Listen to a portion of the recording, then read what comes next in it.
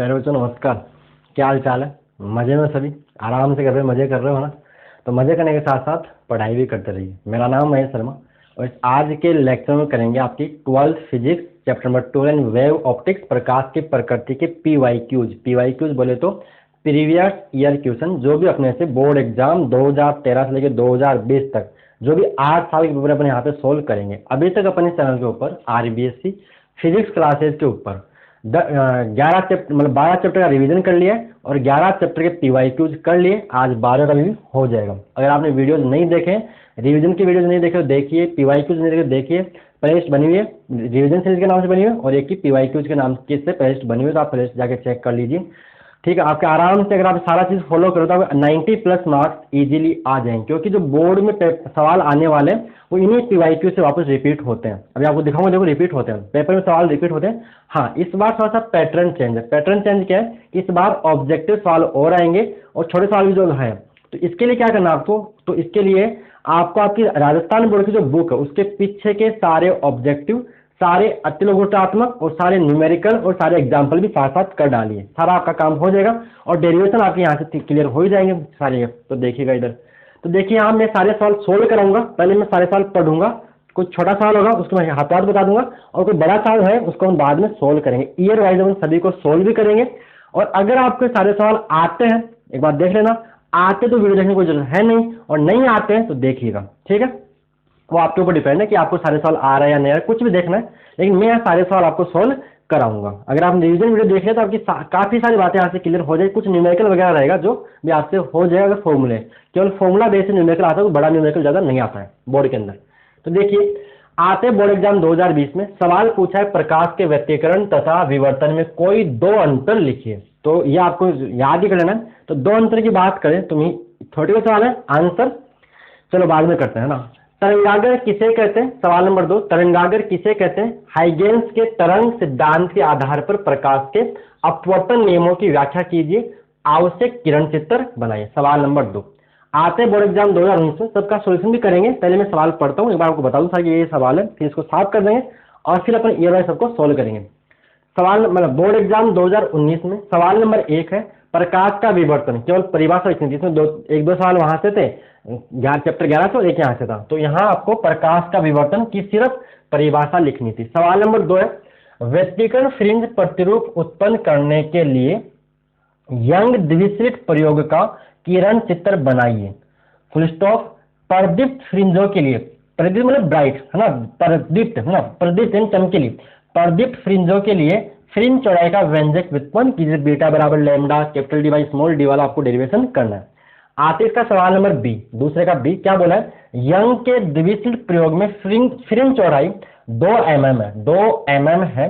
केंद्रीय फ्रिंज से द्वितीय एडिप्त फ्रिंज की, डार्क एडिप्त मतलब डार्क है ना, काली, एडिप्त फ्रिंज की दूरी ज्ञात कीजिए, न्यूमेरिकल। आते हैं बोर्ड एग्जाम 2018 में सवाल पूछा गया, प्रकाश के व्यतिकरण के लिए आवश्यक कोई दो शर्तें लिखिए। Full stop. यंग के द्विस्लिट प्रयोग में व्यतिकरण फ्रिंजों की चौड़ाई ज्ञात करने का व्यंजक प्राप्त कीजिए। फिर बोला है, यंग के द्विस्लिट प्रयोग में तीव्रता वितरण का आरेख खींचिए। यानी देखिए, बेटा का डेरिवेशन यहाँ भी पूछा था और यहाँ भी पूछा हुआ है, यानी रिपीट हो रहा है। ठीक है, चलिए यह हो गया 2018 का। इसमें ध्रुवण के सवाल नहीं है, क्योंकि ध्रुवण बोर्ड एग्जाम 2021 के सिलेबस में नहीं, इसलिए वो यहाँ पे नहीं लिखे। आते बोर्ड एग्जाम 2017 में सवाल पूछा है, प्रकाश को प्रकाश में मिलाने पर अंधकार उत्पन्न हो सकता है, इस घटना का नाम लिखिए। ये था सवाल। आते हैं बोर्ड एग्जाम, इसका दूसरा सवाल, तरंगागर किसे कहते हैं? देखिए, परिभाषा इसकी इंपॉर्टेंट है। तरंगागर की परिभाषा, व्यतिकरण की परिभाषा, विवर्तन की परिभाषा, विभेदन क्षमता की परिभाषा और आपका व्यतिकरण और विवर्तन में अंतर। ठीक है, ये आपको परिभाषा इस चैप्टर की सारी याद कर लेनी है। इनमें से आपसे बोर्ड एग्जाम 2021 में आपको एक परिभाषा जरूर मिल जाएगी। ठीक है, तो यहाँ दूसरा सवाल गया, तरंगागर किसे कहते हैं? फिर बोला है, हाइगेंस के तरंग सिद्धांत के आधार पर प्रकाश के अपवर्तन नियमों की व्याख्या कीजिए, जो आपका बोर्ड एग्जाम 2020 में वापस रिपीट हो गया। कौन सा? 2017 का ही सवाल। ठीक है, तो ये अपवर्तन नियमों की व्याख्या अपने को करनी पड़ेगी।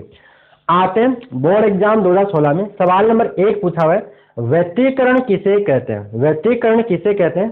Question mark. फिर बोला है, संपोषी तथा विनाशी व्यतिकरण को प्राप्त करने हेतु आवश्यक शर्तों को व्युत्पन्न कीजिए, फुल स्टॉप। फिर बोला आगे, यदि यंग के द्विछिद्र प्रयोग में एक वर्णी प्रकाश स्रोत के स्थान पर श्वेत प्रकाश काम में ले तो व्यतिकरण फ्रिंजों पर क्या प्रभाव पड़ेगा। यानी एक वर्णीय प्रकाश स्रोत के स्थान पर अगर व्हाइट लाइट सूर्य का प्रकाश काम में ले उसमें 7 रंग होते हैं तो फ्रिंजों पर क्या प्रभाव पड़ेगा, ये अपने को यहाँ बताना था। ओके, ये हो गया 2016। आते हैं बढ़ गया 2015 में सवाल पूछा गया प्रकाश का विवर्तन, केवल आपको परिभाषा लिखनी थी, परिभाषा ही लिखनी थी। सवाल नंबर 2 है प्रकाश तरंगों के व्यतिकरण को परिभाषित कीजिए। देखिए परिभाषा फिर से यहाँ रिपीट हुई थी, कभी रिपीट हुई थी। व्यतिकरण कहाँ पूछा आपने से, यही पूछा था अभी 2018 के अंदर, नहीं कहाँ पूछा है व्यतिकरण 2016 के अंदर, यानी 15 वापस 16 में। तो व्यतिकरण को परिभाषित कीजिए और फिर आगे लिखा है व्यतिकरण फ्रिंज प्रतिरूप उत्पन्न करने के लिए यंग द्विसलिट प्रयोग का चित्र बनाइए, फुल स्टॉप। प्रदीप्त फ्रिंजों के लिए फ्रिंज चौड़ाई के व्यंजक की व्युत्पत्ति कीजिए। बीटा फ्रिंज चौड़ाई का डेरिवेशन तो आपको ढंग से कर लेना, देखिए बार बार रिपीट होता है। फिर 2000 ये हो गया 2015 में। आते 2014 में सवाल नंबर 1 है तरंगागर की परिभाषा लिखिए। देखिए तरंगागर यहाँ पे कहीं तरंगागर भी आया था अपने पास, कहाँ आया था, ये रहा 2017 में, 2014 में, 2017 में, 2000 कब आएगा 2020 में। तो सवाल रिपीट होते हैं, तरंगागर की परिभाषा लिखिए। सवाल नंबर 2 है सूक्ष्मदर्शी की विभेदन क्षमता को परिभाषित कीजिए, वह इसका सूत्र लिखिए, फुल स्टॉप। यह किस प्रकार प्रभावित होती है जब नंबर 1 यानी ए आपतित प्रकाश की तरंग दैर्ध्य घटती है, नंबर 2 यानी बी अभिदर्शक लेंस का द्वारक घटता है, इसकी विभेदन क्षमता में क्या परिवर्तन होगा, ठीक है, किस प्रकार प्रभावित होती है। ये होगा सवाल नंबर 2। सवाल नंबर 3 है यंग के द्विझिरी मतलब 2 स्लिट, जो आपने स्लिट जो काटी है इसको द्विझिरी यानी छेद होल। यंग के द्विझिरी प्रयोग में झिर्रियों के बीच की दूरी 0.28 mm 0.28 मिलीमीटर mm तथा पर्दे की दूरी 1.4 मीटर 1.4 मीटर है, फुल स्टॉप। यदि केंद्रीय दीप्त फ्रिंज से चौथी दीप्त फ्रिंज की, चौथी यहाँ फ्रिंज लिखा हुआ नहीं मेरे पास, रह गया, चौथी दीप्त यहाँ लिखा हुआ फ्रिंज, लिखा हुआ बोल रहा हूँ, दीप्त फ्रिंज की दूरी 1.2 सेंटीमीटर, सी मतलब सेंटीमीटर 1.2 सेंटीमीटर हो तो प्रयुक्त प्रकाश की तरंग दैर्ध्य ज्ञात, यहाँ से लैम्डा की वैल्यू निकालनी है। चलिए ठीक है, आते क्वेश्चन नंबर 4 यहाँ पे 2014 के अंदर एकल झिरी द्वारा विवर्तन प्रतिरूप में उत्पन्न फ्रिंजों की तीव्रता वितरण का तुलनात्मक ग्राफ खींचिए। यानी अपने को ग्राफ बनाना, किसका तीव्रता वितरण, वो घटता हुआ बढ़ता है कम ऐसा वाला ग्राफ बनाना है, ठीक है। तीव्रता वितरण का क्या ग्राफ, तुलनात्मक ग्राफ खींचिए। और आगे बोला है केंद्रीय उच्चिष्ट की चौड़ाई का व्यंजक प्राप्त कीजिए, केंद्रीय उच्चिष्ट की चौड़ाई का व्यंजक प्राप्त कीजिए, डेरिवेशन। यदि झिरी की चौड़ाई दुगुनी कर दे तो केंद्रीय उच्चिष्ट की चौड़ाई पर क्या प्रभाव पड़ेगा, ठीक है। ये था आपका बोर्ड एग्जाम 2014 का। आते बोर्ड एग्जाम 2013 में सवाल है व्यतिकरण फ्रिंज प्रतिरूप उत्पन्न करने के लिए यंग का द्विसलिट प्रयोग का किरण चित्र बनाइए, यानी YDAC। व्यतिकरण में आपको कुछ भी नहीं छोड़ के जाना है, व्यतिकरण सारा करके जाना है। एक सवाल पक्का व्यतिकरण से मिलेगा, परिभाषा चाहे डेरिवेशन चाहे न्यूमेरिकल चाहे फ्रिंज चौड़ाई, कुछ ना कुछ व्यतिकरण से जरूर मिलता है। तो व्यतिकरण तो बिल्कुल भी नहीं छोड़ना, इसका तो पूरा ढंग से इसका पोस्टमार्टम करके जाना है, ठीक है। किरण चित्र बनाइए, है ना। आगे बढ़े, ठीक है, किरण चित्र बनाइए। आगे फुल स्टॉप यहाँ पे प्रदीप्त फ्रिंजों के लिए फ्रिंज चौड़ाई का व्यंजक व्युत्पन्न कीजिए। यानी फिर से फ्रिंज चौड़ाई, यानी ये रिपीट हो रहा है, देखिए 4 बार रिपीट हो गया ना। फ्रिंज चौड़ाई का व्यंजक व्युत्पन्न कीजिए, बीटा बराबर lambda capital D by small d वाला डेरिवेशन आपको करना है। आगे बोला है यदि प्रदीप्त फ्रिंजों के लिए फ्रिंज चौड़ाई, यहाँ पे लिखा हुआ नहीं है सवाल आगे, यदि प्रदीप्त फ्रिंजों के लिए फ्रिंज चौड़ाई 2 मिलीमीटर 2 mm है, फुल स्टॉप, तो अदीप्त फ्रिंजों के लिए फ्रिंज चौड़ाई लिखिए। तो दोनों की बराबर होती है क्योंकि दीप्त और अदीप्त फ्रिंज चौड़ाई बराबर, ये भी 2 mm ही होगी, ठीक है। आगे बोला है व्यतिकरण फ्रिंज प्रतिरूप का केंद्रीय बिंदु चमकीला होगा या काला, स्पष्ट कीजिए। तो देखिए जो व्यतिकरण सवाल है इसको मैं एक के सवाल में कराऊंगा, कहाँ क्या लिखना है मैं आपको बता दूंगा यहीं पे, क्योंकि बार बार बीटा डेस में 4 बार रिपीट हो गया तो 4 बार तो भी एक लेक्चर के अंदर, एक लेक्चर के अंदर। ये थे आपके सवाल। तो क्या करना है आपको, ये सारे सवाल आप लिख लीजिए या स्क्रीनशॉट लीजिए, बेटर होगा कि आप इनको एक बार सारे सवालों को लिख लो। ठीक है, तो अब स्टार्ट करते हैं अपन ईयर वाइज सारे सवाल 1 बाई 1 सोल्व करते हैं इनको। 2020 से लेके 2023 जितने भी सवाल हैं, हाँ कोई सवाल रिपीट हो रहा होगा तो उसको मैं यहाँ पे छोड़ दूंगा, एक ही लेक्चर में क्या दोबारा करेंगे उसको, तो इधर आप भी समझदार हो ना। चलिए तो स्टार्ट करें, इसको रब कर दूं, कोई परेशानी इसमें? तो सवालों को हम रब करते हैं और फिर आगे अपन इनको 1 बाई 1 सोल्व करते हैं। जो थ्योरेटिकल डेफिनेशन है उसको मैं बोल दूंगा और जो काम डेरिवेशन है न्यूमेरिकल उसको मैं यहाँ पे सोल्व करवा दूंगा आपको। तो देखिए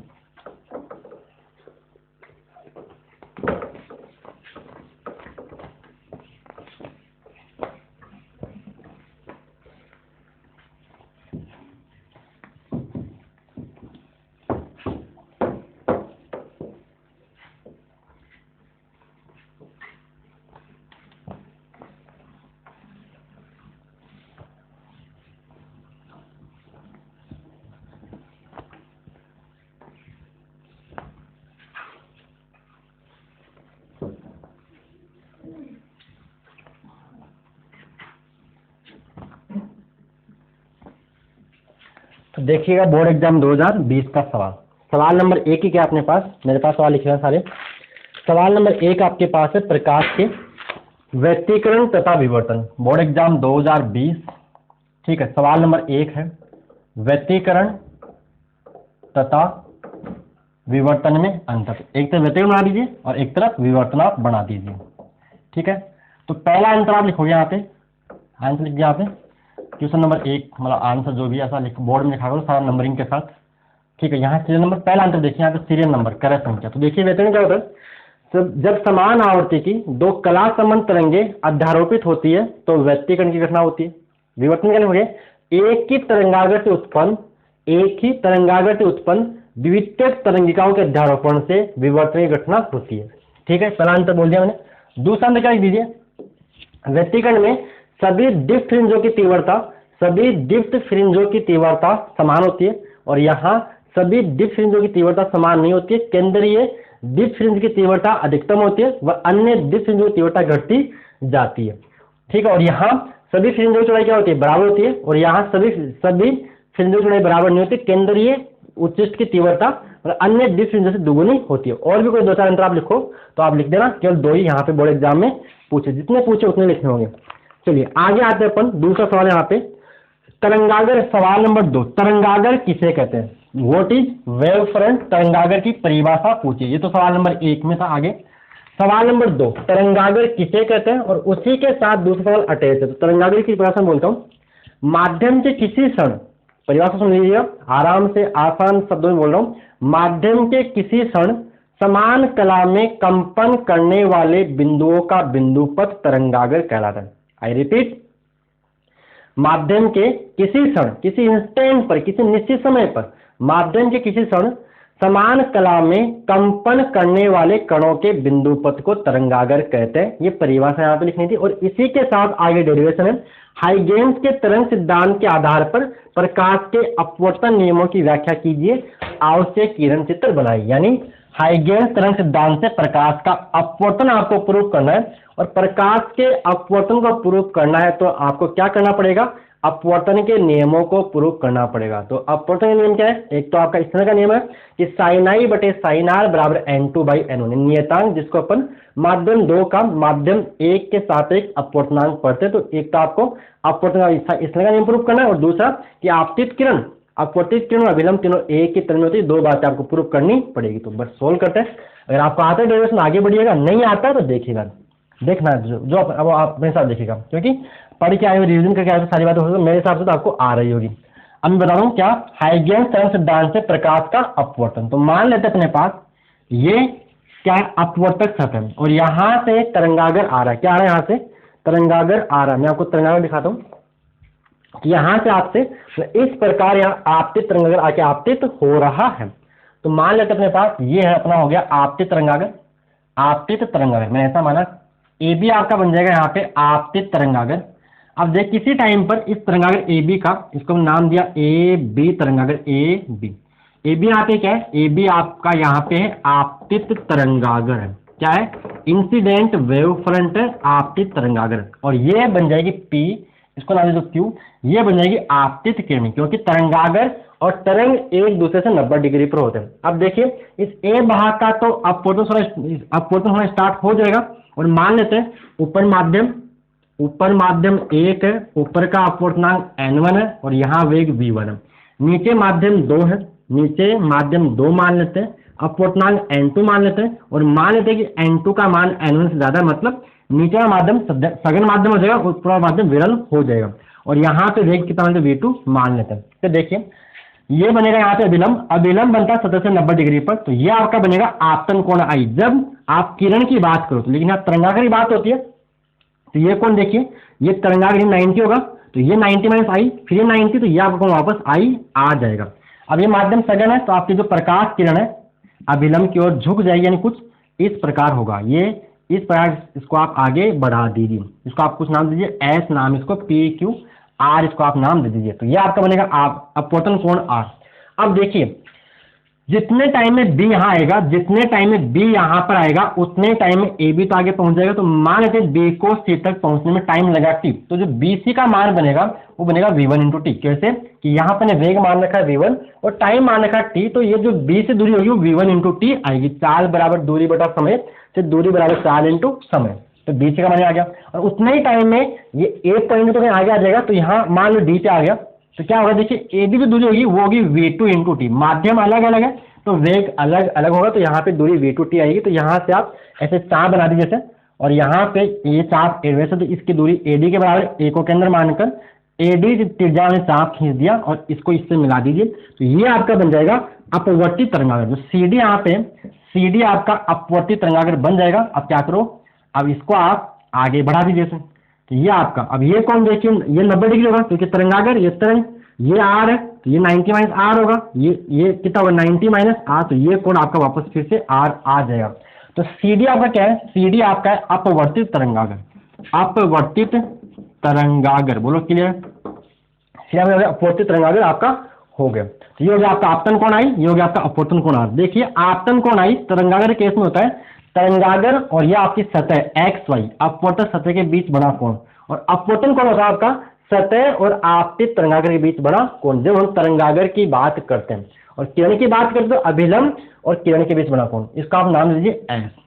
अब ये आपकी किरण ऐसे इसकी जा रही है, तरंग और तरंगागर एक दूसरे 90 पे होते हैं। तो अपन पहला काम अपने को थोड़ी लिखनी होती है, थोड़ी का डायग्राम को एक्सप्लेन कीजिए। कैसे करोगे कि माना ए बी एक आपतित तरंगागर है, XY एक अपवर्तक सतह, वह किसी समय आपके तरंगागर ए बी का ए भाग अपवर्तक सतह पर पहुंच जाता है, लेकिन बी भाग अभी भी उसी माध्यम में, ठीक है। जब बी को सी तक पहुंचने लगा टाइम टी है, तो उतने टाइम टी में ए बी मतलब आपके तरंगागर ए बी का ए भाग डी पर पहुंच जाता है। इस प्रकार CD अपवर्तित तरंगागर है, ठीक है। इतना लिखना, ज्यादा दिमाग नहीं लगाना।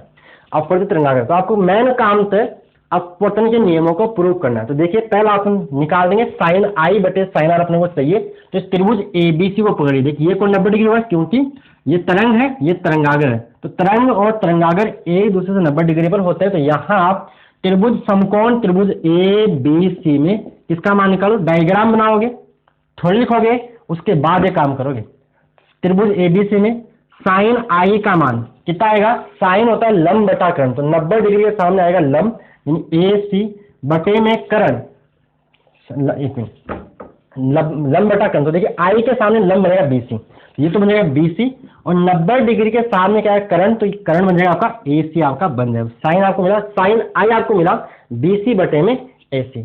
अब इसी प्रकार त्रिभुज ADC में देखिए, समकोण त्रिभुज ADC में मान निकालो किसका, साइन आर का मान निकाल लीजिए। तो साइन आर, साइन का मतलब लंब बटा कर्ण, तो आर ये रहा, तो कोण के सामने बनेगा 90 डिग्री, तो ये आपका बनेगा AD बटे में कर्ण क्या बनेगा 90 के सामने कर्ण, इसका भी AC है, लेकिन अपने को तो साइन आई बटा साइन आर का मान चाहिए। तो यहां से क्या होगा साइन आई बटा साइन आर, इसलिए साइन आई बटा साइन आर, यानी साइन आई में साइन आर का भाग दे दीजिए, तो क्या करोगे BC बटा AC बटे में क्या आएगा AD बटे में AC आपको मिल जाएगा। तो नीचे AC कट जाएगा तो क्या बचेगा BC बटे में AD आपको मिल जाएगा। तो आपको मिलेगा यहाँ से साइन I बटे में साइन R बराबर क्या मिलेगा, बराबर मिलेगा BC बटे में AD आपको मिल जाएगा। अब BC का मान कितना है V1 इंटू टी और AD का मान कितना है V2 इंटू टी, लिख दीजिए। तो साइन I बटे साइन R बराबर आपको मिल जाएगा, BC का मान है V1 इंटू टी, AD का मान है V2 into T, V2 into T, test कर जाएगा। तो यहां से देखिए साइन I बटे साइन R का मान आपको V1 बटा V2 मिल जाएगा। अब अपन अपवर्तनांक के रूप में इसको चेंज करना चाहते हैं, तो अपन जानते हैं जो वेग होता है वो अपवर्तनांक के व्युत्क्रमानुपाती, मतलब जिस माध्यम का अपवर्तनांक ज्यादा होगा उसका वेग क्या होगा, कम होगा। तो फॉर्मूला क्या होता है, तो V1 बटा V2 की जगह अपन N2 बाई N1 लिख सकते हैं, N2 बाई N1 लिख सकते हैं। तो यहां से आपको मिल जाएगा साइन I बटे साइन R बराबर N2 बाई N1। तो इसको आप आगे चल के ऐसा बोल सकते हो N1 साइन I बराबर N2 साइन R, जो कि अपवर्तन का स्नेल का नियम है। ठीक है, पहला हो गया। दूसरा प्रूफ कैसे करना देखिए, आपतित त्रिज्या AB अपवर्तन सतह XY व अपवर्तित त्रिज्या CD तीनों कागज के तल के लंबवत है, कागज तल के लंबवत है। फिर लिखोगे आपतित किरण लंबवत आपतित तरंगाग्र, आपतित किरण लंबवत आपतित तरंगाग्र, अभिलंब लंबवत सतह अपवर्तित सतह व अपवर्तित किरण लंबवत होगी आपतित तरंगाग्र के, अतः आपतित किरण अभिलंब व अपवर्तित किरण तीनों एक ही तल में कागज के तल में होंगे, जो कि अपवर्तन का दूसरा नियम है। ये उसकी थ्योरी होगी। तो ये सारी बातें आपको लिखनी है जो मैंने थ्योरी में आपको बोली है, मैंने वही बोली जो बोर्ड में कोर्स में आपको लिखने की जरूरी थी। तो इतना करने पर आपको ये सारा आपका प्रूफ हो गया, यानी स्नेल का नियम आपको प्रूफ करना था, साथ में दूसरा नियम थ्योरेटिकल। और यहीं पे परावर्तन आ जाए तो परावर्तन क्या होता है, करना है परावर्तन के नियमों को प्रूफ करना है, कोण I बराबर कोण R, और दूसरा नियम थ्योरेटिकल जो मैंने यहाँ बोला वो दूसरा थ्योरेटिकल होता है। ये तो आपका बोर्ड एग्जाम 2020 का काम। आगे बढ़े, ठीक है। नेक्स्ट तो आते हैं नेक्स्ट बोर्ड एग्जाम 2019 के अंदर। पहला सवाल परिभाषित कीजिए, और परिभाषा इसकी पूछिए प्रकाश का विवर्तन। ठीक है, क्लियर यहाँ तक, उसके बाद कर दूं।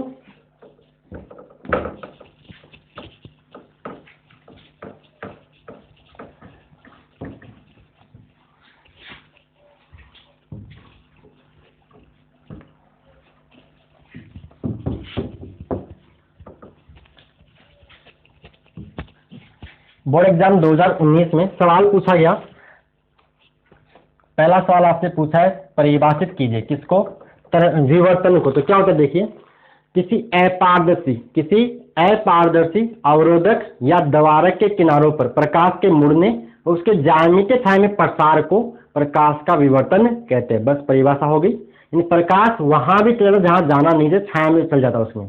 अब पूरा डिटेल से बात तो करेंगे नहीं, देखना तो फिर रिवीजन वीडियो देखिए, फिर डिटेल से लेक्चर भी आप देख सकते हो रेस्ट में जाके। तो यहाँ केवल आपको परिभाषा लिखनी है। दोबारा बोलता हूँ, किसी अपारदर्शी अवरोधक या द्वारक के किनारों पर प्रकाश के मुड़ने उसके ज्यामितीय छाया में प्रसार को प्रकाश का विवर्तन कहते हैं। परिभाषा लिखनी थी। चलिए आगे आते हैं नंबर 2 पे, जिसको मैं यही सारा करवाता हूँ क्योंकि आगे बार बार सवाल रिपीट होगा अभी। तो दूसरा सवाल यहाँ पे क्वेश्चन नंबर 2। सवाल क्या है, व्यतिकरण फ्रिंज प्रतिरोध उत्पन्न करने के लिए यंग द्विस्लिट प्रयोग का किरण चित्र बनाइए। तो अपन को यंग का जो द्विस्लिट एक्सपेरिमेंट उसका आपको डायग्राम बनाना पड़ेगा। तो इसमें क्या कहते हैं, क्वेश्चन नंबर 2 2019 का, यहाँ पे एक स्क्रीन होगी, पर्दा है ना, पर्दा जिसमें एक छिद्र होगा, इसमें होल होगा। ठीक है, ये आपको साइड में दिखा रहे हैं, ऐसा ऐसे दिखने में धीरे आती है, ऐसे काटे, इसको आपको साइड से दिखा रहा है ऐसा। इसमें क्या होगी, एक स्लिट होगी जिसको अपन एस बोल देते हैं, स्लिट एस होगी। इसमें यहाँ पर एक वर्णीय प्रकाश, यानी यहाँ पे क्या होगा, एक वर्णीय प्रकाश स्रोत, एक वर्णीय प्रकाश स्रोत। इसके आगे कुछ दूरी पर एक दूसरा पर्दा होता है जिसमें 2 स्लिट होती है, जिनकी इससे यानी इसके ऊपर नीचे होती है। इस स्लिट एस से ऊपर नीचे 2 स्लिटें कुछ इस प्रकार होती है। इसको हम स्लिट S1 और S2 बोलते हैं। यहाँ से ऐसे तरंगा गोलाकार तरंगा निकलता है, निर्गत होता है यहाँ से, और वो जाके इसके ऊपर इंसिडेंट ये जाएगा, ऐसे डॉट लगातार लाइन, फिर डॉट डॉट, फिर लगातार लाइन, फिर डॉट डॉट, ये गोलाकार तरंगागर यहाँ जाके आपतित होता है। तो ये S1 S2 हाइजेंस सिद्धांत से नए प्रकाश स्रोत की तरह कार्य करते हैं और इनसे द्वितीयक तरंगें आगे की ओर निकलती है, और वो तरंगें अब डालो तो तभी इस पर्दे आगे वाले पर्दे पहुंचती है। तो जहां पर तरंगे समान कला में मिलती है वहां पर बनता है संपोषित व्यतिकरण यानी ब्राइट फ्रिंज, डीप फ्रिंज आपको मिलती है। और जहां तरंगे अपोजिट फेज में विपरीत कला में मिलती है वहां आपको डार्क फ्रिंज मिलती है यानी अंधकार मिलता है, एडिप फ्रिंज मिलती है। यानी जहां पर तरंगे समान कला में मिलती है वहां आपको पूर्णिमा का चांद दिखाई देगा, और जहां पर तरंगे विपरीत कला में मिलेगी वहां आपको अमावस्या की रात दिखाई देती है। आई बात समझ? तो ये यहाँ पे, तो यहाँ पे एक ये हो गया पर्दा L बोल दीजिए, इसको पर्दा M बोल दीजिए, और इसके आगे ये स्लिट आपकी दिखाई दे रही है, स्लिट S1 और ये स्लिट S2। अब क्या होगा, आगे पर्दा और होगा, यहाँ से देखिए क्या निकलेगी, तरंगिकाएं निकलेगी। इनको मैं ऐसे दिखाता हूँ, तरंगिकाएं, इसके ऐसे तरंगिकाएं, फिर ऐसे डॉट डॉट डॉट डॉट, फिर यहाँ से तरंगिकाएं, फिर यहाँ पे क्या करोगे, इसकी भी आप डॉट डॉट डॉट डॉट ऐसे बना दीजिए, इसकी तरंगिकाएं ऐसे आएगी, फिर ऐसे डॉट डॉट चलता रहेगा। देखो ये आगे चलता रहेगा, ये आगे चलता रहेगा ऐसे, ठीक है, समझ में आ रहा है? ये आगे से चलता रहेगा। इसको बस डायग्राम को आपको ढंग से बोर्ड एग्जाम में सजाना है, संवारना ढंग से अच्छी तरह से इसको, लेकिन कैसे, डॉट फिर लगातार, फिर डॉट फिर लगातार, ऐसे दिख रहा होगा, ठीक है, फिर ऐसे लगातार, फिर ऐसे dot dot dot dot dot, फिर ऐसे लगातार लगातार ऐसे, क्या हो गया, डॉट डॉट हो गया। तो फिर आएगा आपका कंटिन्यूअस लाइन, फिर आपका कंटिन्यूअस लाइन, ऐसे ये आगे बढ़ती जाएगी। तो ये इस पर्दे एन पर आके आपको मिलेगी, यहाँ पर इस पर्दे एन पर मिलेगी। अब देखिए इसका सेंट्रल पॉइंट है, तो जहां करेंगे देखो यहाँ मिलेगी आपको, देखिए सरंग सरंग या गरज गरज जहां मिलेगा सरंग, तो यहाँ आपको मिलती है डीप फ्रिंज। तो ये बनता है सेंट्रल ब्राइट, क्योंकि इसकी जो दूरी है S1 और S2 से बराबर दूरी पे पाथ पथांतर 0 है, और पथांतर 0 तो कलांतर 0 हो जाएगा, और कलांतर 0 तो संपोषी व्यतिकरण। आप जानते हो डेल एक्स बराबर 0, एन लेमडा जो कंडीशन होती है वो संपोषी व्यतिकरण होती है। अगर पथांतर 0 है तो कलांतर भी 0 होगा, और कलांतर 0 तो संपोषी व्यतिकरण बनता है। यहाँ पे बनते हैं डीप फ्रिंज, इसको बोलते हैं केंद्रीय डीप फ्रिंज, केंद्रीय डीप फ्रिंज इसको बोला जाता है। और इसके बाद जहां तरंगे आपकी विपरीत कला मिलेगी वहां ऐसे आपके डार्क, फिर ब्राइट, फिर डार्क, फिर ब्राइट, फिर डार्क, फिर ब्राइट, आपको ऐसे दिखाई देगा। इसके नीचे भी dark bright dark bright dark bright, ऐसा चलता रहेगा, डार्क ब्राइट डार्क चलता रहेगा। जहां तरंगे देखिए, जहां तरंगे आपकी विपरीत कला मिलते हैं, जैसे यहाँ बनेगी डार्क फ्रिंज, यहाँ क्या बनेगी, ऐसे बिल्कुल अंधकार डार्क फ्रिंज यहाँ पे बनेगी। यहाँ क्या होता है कि यहाँ तरंगे मिलती है विपरीत कला में, यहाँ मिलेगी ब्राइट फ्रिंज। क्या मिलेगी, ब्राइट फ्रिंज, क्योंकि यहाँ तरंगे मिलती है समान कला में। ऐसे दूसरी, जैसे मान लीजिए दूसरी कैसे, मान लीजिए दूसरी डायग्राम ऐसे बना सकते हो दिखाने के लिए, बुक में बना हुआ नहीं, मैंने बना दिया ऐसे, ठीक है, ये और मान लीजिए ऐसे। तो परिणामी तरंग आएगी, वो परिणामी तरंग कुछ इस प्रकार बढ़ के आपको मिलेगी, ठीक है। फिर यहाँ क्या मिलेगी, डार्क, यानी यहाँ पे तरंग मिलेगी आपकी ऐसे विपरीत कला में, ऐसे विपरीत कला में मिलेगी, तो यहाँ डार्क होगी, यहाँ क्या होगी, डार्क। तो आप ऐसे डायग्राम के थ्रू इसको ढंग से दिखा सकते हो। तो ये हो गया आपका वाइडेसी का किरण चित्र, ठीक है। यहाँ ये दूरी स्मॉल डी लेते हैं, ये दूरी आप ये दूरी कैपिटल डी लेते हैं, दोनों स्लिट और पर्दे के बीच की दूरी। और ये ऐसा लास्ट केवल डायग्राम यहाँ से पूछा था, और एक्सप्लेन नहीं करना है, केवल डायग्राम आपसे यहाँ से पूछा हुआ है। ओके, तो इसका डायग्राम एक बार आप बुक में और ध्यान से देख लेना, मैंने यहाँ से बना दिया। तो ये पूछा था, आगे बोला है पर्दित फ्रिंजों के लिए फ्रिंज चौड़ाई का व्यंजक व्युत्पन्न कीजिए। आपको फ्रिंज चौड़ाई का व्यंजक भी बना ड्राइव करना है। तो क्या कीजिए, इसके लिए एक दूसरा डायग्राम बना लीजिए। इसको मैं रब कर दूं, ये तो आपका हो गया जो ओरिजिनल डायग्राम है वो। अब फ्रिंज चौड़ाई के लिए आप एक नया डायग्राम बनाइए जिसमें आपको del x d small d ये सारी चीजें आपको दिखानी पड़ेगी। तो इसको मैं रब कर दूं, यही बनाना था। अब फ्रिंज चौड़ाई का अपने क्या करना है, डेरिवेशन करना है, बीटा बराबर lambda capital D by small D वाला डेरिवेशन निकालना है। तो ये आपका हो गया। अब आगे देखिए, या पूरा करना, मैंने 2-3 बनाए थे डार्क में काला करके, किरणों को विपरीत कला में ला दीजिए। विपरीत कला में क्या मिलेगी, डार्क फ्रिंज मिलेगी, समान कला में क्या मिलेगी, संपोषित डीप फ्रिंज मिलेगी। तो ये, तो अब अपने करना है फ्रिंज चौड़ाई का डेरिवेशन। तो उसके लिए क्या करोगे, तो लिखोगे आगे व्यतिकरण फ्रिंजों की फ्रिंज चौड़ाई।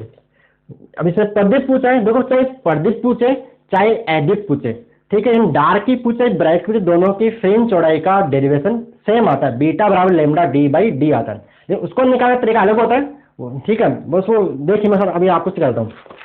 तो देखिए यहाँ पे क्या होगा, एक मतलब स्क्रीन होगी, ये स्क्रीन आपकी, ठीक है, जिसमें एक होल होगा और यहाँ पर एक वर्णीय प्रकाश स्रोत होगा। इसके आगे एक दूसरी स्क्रीन होगी, पर्दा होगा, जिसमें 2 स्लिट S1 S2 होगी। ऐसा क्यों करते हैं, क्योंकि अपने को नेचर में, प्रकृति में एक वर्णीय यानी समान यानी कला समय स्रोत नहीं मिलता है, ठीक है, दोनों की आवृत्ति अलग अलग होती है। तो कला समय स्रोत बनाने के लिए अपन एक ही स्रोत को दो भागों में बांट लेते हैं। ये कलात्मक स्रोत करने के लिए, कोहेरेंट सोर्सेज प्राप्त करने के लिए ऐसा करते हैं।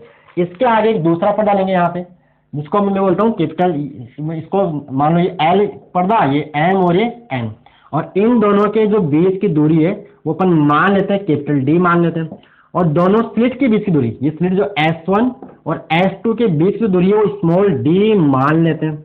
ठीक है, अब देखिए इस स्क्रीन का जो सेंट्रल पॉइंट है, यहाँ से ये पॉइंट सेंट्रल पॉइंट होगा, उसकी S1 और S2 बिंदु से दूरी बराबर है। दूरी बराबर मतलब पाथ में कोई अंतर ही नहीं है, कोई पथ का कोई रास्ते का अंतर ही नहीं है, तो यहाँ पथांतर जीरो होता है। तो यहाँ पथांतर जीरो होता है, यानी यहाँ, और इसकी बात कीजिए यहाँ पथांतर जीरो होगा। ठीक है, तो पथांतर जो, तो कलांतर भी क्या होगा, जीरो होगा, और कलांतर जीरो मतलब समकोषी व्यतिक्रम होगा, यानी यहाँ पर बनती है चमकीली फ्रिंज। क्या बनती है, चमकीली फ्रिंज बनती है, क्योंकि इस बिंदु सी की S1 और S2 से बराबर, ऐसा नहीं, बिंदु सी S1 और S2 से बराबर दूरी के होने के कारण इसके मध्य क्या बोला मैंने, बिंदु सी की S1 और S2 से दूरी बराबर है, अतः S1 और S2 से बिंदु सी पर पहुंचने वाली तरंगों के मध्य पथांतर शून्य, अतः कलांतर भी शून्य होगा, अतः बिंदु सी पर तरंगे समान कला पर मिलती है, अतः यहाँ बिंदु सी पर समकोषी व्यतिक्रमण होता है, अतः यहाँ पर दीप्त फ्रिंज बनती है, जिसे केंद्रीय दीप्त फ्रिंज कहते हैं। इतनी बात, क्योंकि मेन कहानी किसके, पाथ डिफरेंस, यहाँ पथांतर जीरो। अब इसके ऊपर नीचे एकांतर क्रम में आपको दीप्त मतलब अदीप्त और दीप्त फ्रिंज, इसके जस्ट बाद एडिट बनेगी, डार्क बनेगी, और इसे डार्क ब्राइट चलता रहेगा। अब मान लेते हैं कहाँ डार्क बनेगी, मान लो इससे कितनी दूरी पर, इससे कितनी दूरी पर डार्क बनेगी या ब्राइट। अब डार्क में बोलूंगा, डार्क का मतलब है एडिट, है ना, मैं बार बार एडिट नहीं बोलूंगा। और ब्राइट का मतलब क्या है, ब्राइट का मतलब है दीप्त। क्या है, दीप्त। तो यहाँ सेंट्रल ब्राइट से, यानी केंद्रीय उच्च से, केंद्रीय आपका जो केंद्रीय दीप्त फ्रिंज है, इससे कितनी दूरी पर, कहां पर डार्क बनेगी और कहां पर ब्राइट बनेगी। तो पहले अपन उसकी पोजीशन, उसकी स्थिति निकालते हैं और बाद में निकालेंगे बीटा, क्योंकि ये निकलेगा तभी आपको बीटा मिल पाएगा। कि बीटा क्या होता है, दो क्रमागत चमकीली या दो क्रमागत काली फ्रिंजों के बीच की जो दूरी है, क्रमागत जो क्रम से सिरे से आ रही है, उन्हीं के बीच में बोलते हैं अपन बीटा या फ्रिंज चौड़ाई, इसको बोलते हैं। तो क्या करते हैं, एक कोई बिंदु P मान लेते, मान लिया बिंदु P मान लिया।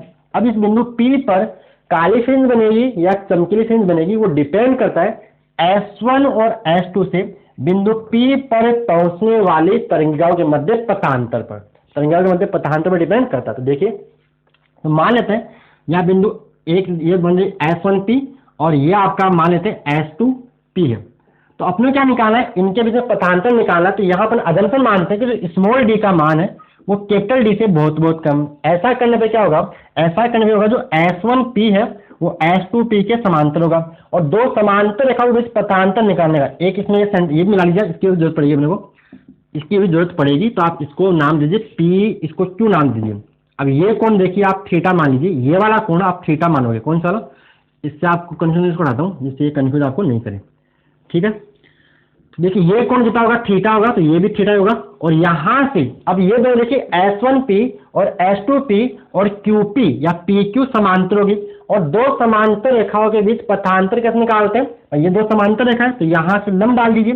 तो क्या करो, यहाँ से परपेंडिकुलर 90 डिग्री यहाँ पे डाल दीजिए, इसको आप S1 S2R बोल दीजिए। तो ये हो गया पथांतर, जो S2R है, ये जो दूरी है वो हो गया आपका डेल एक्स, पथांतर हो गया। तो आपको डेल एक्स का मान निकालना है, तो क्या करो, त्रिभुज S1 S2R में, त्रिभुज S1 S2R में क्या निकालिए, डेल एक्स का मान निकालना है। देखिए ये थीटा है, ये 90 थीटा होगा, ये 90 है, तो ये कोण भी आपका थीटा ही हो जाएगा, ये कोण भी आपका थीटा ही हो जाएगा। तो यहाँ से आप साइन थीटा निकालो, क्योंकि साइन वाला लंब बटा कर्ण, और ये आपका मिल गया डेल एक्स, और ये आपका कर्ण आपको पता ही S1R आपको पता नहीं है, तो यहाँ लगाओ साइन थीटा। तो क्या आएगा, वो डेल एक्स बाई डी आएगा। तो यहाँ से डेल एक्स का मान डी साइन थीटा आ जाएगा। तो ये तो आ गया पथांतर। अब जहां जहां पर आपने को पता, ये भी पता है कि जहां पथांतर एन लेमड़ा होता है वहां समकोषी व्यतिक्रम होता है, और जहां पथांतर 2n+1 लेमड़ा बाई 2 होता है वहां पर विनाशी व्यतिकरण होता है। ठीक है, यानी इस पथांतर के लिए बनती है आपकी एडिप फ्रिंज, और इस पथांतर के लिए आपकी बनती है दीप्त फ्रिंज। ठीक है, तो अब क्या करेंगे अपन, पहले निकालेंगे कि प्रथम दीप्त फ्रिंज की केंद्रीय दीप्त फ्रिंज से स्थिति अपन निकालते कि पहली कहां बनेगी, पहली दीप्त फ्रिंज यहाँ से कितनी दूर ऊपर बनेगी, तो इस दूरी को अपन y मान लेते हैं, इस दूरी को y मान लेते हैं। देखिए P वेरिएबल पॉइंट है, P इस पर्दे पर यहां से लेके यहां तक कहीं पर भी हो सकता है। P is a variable point, P कहीं पर भी हो सकता है। तो मैं आगे क्या लिखूंगा यहाँ पे, आगे लिखता हूं यहाँ पे प्रथम दीप्त फ्रिंज की केंद्रीय दीप्त फ्रिंज से स्थिति, मैंने यहाँ पे लिखा है ना, क्या बोला है मैंने यहाँ पे, प्रथम दीप्त फ्रिंज की केंद्रीय दीप्त फ्रिंज से स्थिति। देखिए क्या करोगे, फिर बोले दीप्त फ्रिंजों के लिए पथांतर डेल एक्स बराबर क्या होता है, एन लेमडा होता है। तो प्रथम फ्रिंज के लिए एन का मान 1 हो जाएगा, तो डेल एक्स का मान क्या मिल जाएगा आपको, लेमडा मिल जाएगा, लेमडा आपको मिल जाएगा। तो यहां से क्या आएगा, या सीधा भी कर सकते हैं, आज को मैं और भी शॉर्ट कर, देखो सीधा बेटा करना है, क्या निकालना है, तो बेटा का मान अपने को निकालना। तो सीधा कर दो, देखो क्या करना है, अपने डेरिवेशन करना है, तो इसको जितना पूछा ना उतना ही करना, ज्यादा इसमें दिमाग, इसको मैं आपको शॉर्ट में नहीं, जितना पूछा उतना ही करवाएंगे, मतलब ठीक है। क्या निकालना आपको, दीप्त फ्रिंजों की फ्रिंज आपको निकालनी। तो आप क्या करो, तो सीधा इस तरह क्या करोगे, तो दीप्त फ्रिंजों के लिए पथांतर, दीप्त फ्रिंजों के लिए पथांतर क्या होता है, दीप्त फ्रिंजों के लिए पथांतर आपका होता है डेल एक्स बराबर एन लेमडा, ये होता है डेल एक्स बराबर एन लेमडा होता है, ठीक है। तो यहां से आपको क्या मिलेगा, डेल एक्स बराबर एन लेमडा मिल जाएगा। तो डेल एक्स बराबर आप क्या करो, सीधा डी साइन थीटा बराबर एन लेमडा आपको मिल जाएगा, एन लेमडा आपको मिल जाएगा। तो यहां से क्या मिलेगा, देखिए डी साइन थीटा, तो साइन थीटा बराबर आपको मिलेगा एन लेमडा बाई डी आपको मिल जाएगा, एन लेमडा बाई डी आपको मिल जाएगा। अब देखिए यहां पर कोण बहुत छोटा होगा, थीटा टेंड्स टू 0, तो साइन थीटा को आप लगभग क्या लिख सकते हो, टेन थीटा, जिससे क्या होगा आपको, जिससे आपको इस y की वैल्यू मिल जाएगी, y की वैल्यू आपको मिल जाएगी। तो यहां से तो आप टेन थीटा बराबर आप एन लेमडा बाई डी कर सकते हो। अब टेन क्या होता है, लंब बटा आधा, तो ये कौन, इसलिए मैं यहां लिखा था लंब बटे में आधा, तो आपको ये y यहां से मिल जाएगा। तो टेन को आप y बटा डी कर सकते हो बटे में एन लेमडा बाई डी। तो ये क्या हो जाएगा, एक तरह से वाई एन बोल दो, जो भी, जैसे मान लो पहली है तो यहाँ एन का मान 1 रख देंगे, दूसरी है एन का मान 2 रख देंगे, यानी पहली दीप्त फ्रिंज की तरह निकालनी है तो एन का मान 1 कर देंगे। ये वाई, इसको आप वाई एन बोलेंगे, इसको आप वाई बोले यहाँ पे, लेकिन यहाँ वाई एन बोल दो, ठीक है। तो आपको वाई एन क्या मिलेगा, यहाँ से इसको रब कर दो, तो वाई एन आपको यहाँ से मिल जाएगा, क्या मिलेगा, एन लेमडा डी बटे में स्मॉल डी। तो ये होगी एनवी दीप्त फ्रिंज की केंद्रीय दीप्त फ्रिंज से स्थिति, क्या हुई, एनवी दीप्त फ्रिंज की केंद्रीय दीप्त फ्रिंज से स्थिति। तो ये आ गया वाई एन बराबर n lambda D by d. अब बीटा निकालना है, तो बीटा क्या होता है, दो क्रमागत, लिख दोगे परिभाषा कि दो क्रमागत दीप्त फ्रिंजों के बीच की दूरी को फ्रिंज चौड़ाई कहते हैं। मतलब जैसे मान लो यहाँ पे डार्क है, यहाँ पे ब्राइट है, यहाँ पे डार्क है, यहाँ पे ब्राइट है, तो देखिए ये जो डार्क और डार्क के बीच की दूरी वो बीटा है, या फिर दो ब्राइट के बीच की दूरी वो बीटा होती है। तो आपको दो क्रमागत, देखिए ये मान लो ये एन, अगर मैं एन का मान 2 रख दूं तो दूसरी मिल जाएगी, एन का मान 1 रख दूं तो जो आपको बीटा आएगी वो क्या आएगी, वो आएगी y n plus 1 minus Y n. समझ गए, जैसे मान लो मैं एन का मान 1 रखा तो क्या बनेगा, y2 माइनस y1। मैंने एन का मान 10 रख दिया तो क्या मिलेगा, 10 प्लस 1 y11 माइनस y10 बन गया। तो दो क्रमागत। अब वाई एन देखिए, वाई एन क्या है, n lambda D by small d है, तो वाई एन प्लस 1 क्या आएगा, तो एन को आप रिप्लेस कर दो एन प्लस 1 से, लेमडा डी बटे में small D, minus Y N क्या आएगा, वो आएगा N lambda D by small D आपको मिलेगा। इसको सोल्व कर लीजिए, तो lambda D by small D common आ जाएगा, तो एन प्लस 1 माइनस 1 बनेगा अंदर। जो बीटा का मान क्या मिलेगा, तो बीटा आपको मिलेगा lambda D by small D. तो आपसे दीप्त यही पूछा कि प्रदीप्त फ्रिंजों के लिए फ्रिंज चौड़ाई का व्यंजक उत्पन्न कीजिए। तो आई होप आपको बिल्कुल मैंने आसान शब्दों में बिल्कुल सही, जो जितना पूछा है उतना मैंने आपको करवा दिया, ठीक है। इतना आपसे पूछा था।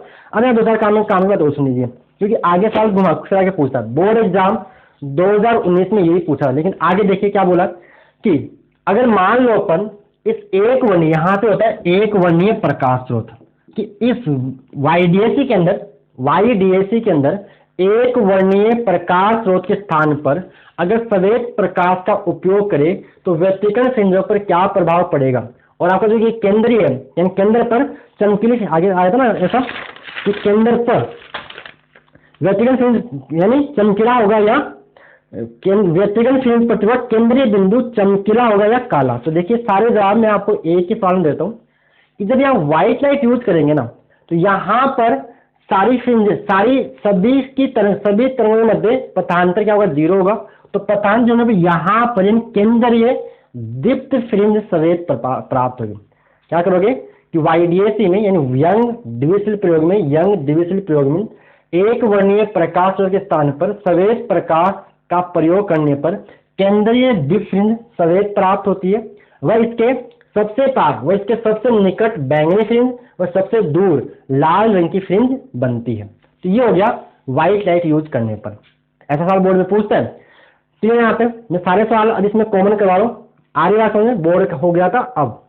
अब एक काम तो हो गया कि सफेद लाइट यूज करो, तो आपको ये मैंने बता दिया। अब केंद्रीय जो है, केंद्रीय फ्रिंज क्या होगी, चमकीली या काली। तो केंद्रीय फ्रिंज हमेशा आपकी चमकीली होगी। क्यों? क्योंकि बिंदु C पर S1 और S2 से पहुंचने वाली तरंगों के मध्य पथांतर शून्य, तो पथांतर शून्य होने के कारण बिंदु C पर इसका बिंदु C बोल लीजिए, बिंदु C पर तरंगे समान कला में पहुंचती है। अतः यहाँ बिंदु C पर चमकीली फ्रिंज बनती है। अतः केंद्रीय फ्रिंज आपकी चमकीली प्राप्त होती है। ठीक है, कोई डाउट इसमें मेरे हिसाब से नहीं है। इतनी बात यहाँ होगी। अगर आप एफडी फ्रिंजों निकालोगे, एफडी फ्रिंजों के लिए फ्रिंज चौड़ाई, तो वहां डेल एक्स का मान आप लेना है 2n+1 λ/2। क्या लेना है? 2n+1 λ/2 ले लेना। बाकी तरीका वही होगा। यहां पर वो आपको मिलेगा yn का मान क्या मिलेगा 2n+1 इंटू में क्या मिलेगा 2n+1 इंटू में λd/2d आपको मिलेगा, या 2n-1 ले सकते हो। अगर 2n+1 लिया है तो n को आपको स्टार्ट करना पड़ेगा 0 से, और 2n-1 लोगे तो n को स्टार्ट करना पड़ेगा 1 से। तो वो आपके ऊपर डिपेंड है। इतनी कहानी क्लियर। तो ये आपका सवाल हो गया। अब बाकी इसमें जो भी बातें और कुछ इसमें आएगी टीवर पर उतने ग्राफ भी बना देंगे। चलिए ठीक है यहाँ तक। अब आगे देखिए न्यूमेरिकल, बोर्ड एग्जाम 2019 का न्यूमेरिकल। तो आराम से थोड़ा सा कंफ्यूज मत होना, मैंने यहाँ पे बहुत सारी बातें बोल दी है। सवाल में क्या पूछा है यह आपको बोर्ड में देखना पड़ेगा। सारा घुसाने की जरूरत नहीं, जितना पूछा उतना करके आना है। चलिए नेक्स्ट, तो आगे इसका न्यूमेरिकल करना है। नेक्स्ट न्यूमेरिकल भी इसी का है। न्यूमेरिकल क्या देखिए, यंग द्विशील प्रयोग में फ्रेम चौड़ाई 2 mm है। सवाल इसका दूसरे का बी न्यूमेरिकल 2019 में। सवाल क्या है, यंग द्विशील प्रयोग में फ्रेम चौड़ाई 2 mm है, यानी बीटा का मान आपको दे रखा है 2 mm है। ठीक है। केंद्रीय फ्रिंज से द्वितीय अदीप्त फ्रिंज की दूरी ज्ञात कीजिए।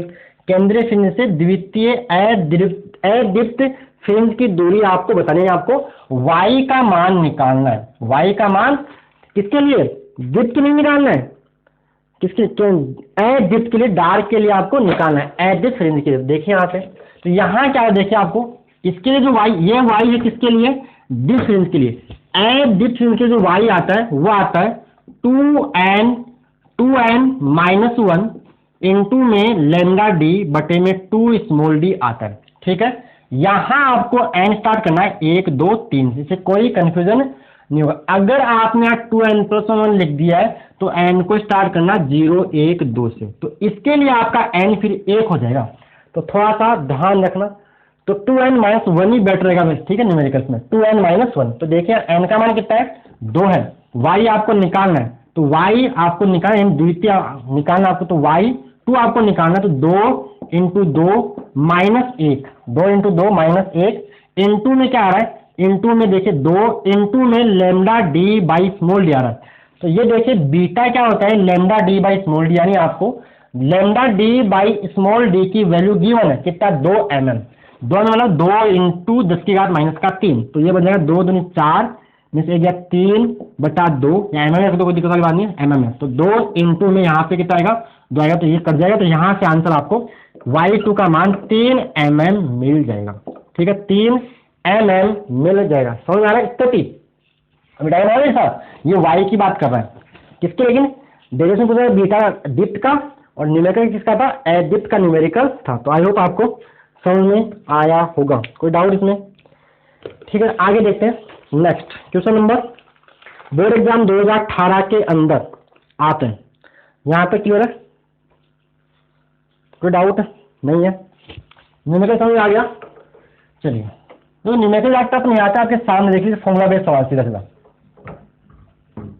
अगर आप बुक के एग्जाम्पल और बुक के सारे न्यूमेरिकल कर लेते हो तो आपका न्यूमेरिकल गलत हो ही नहीं सकता बोर्ड का।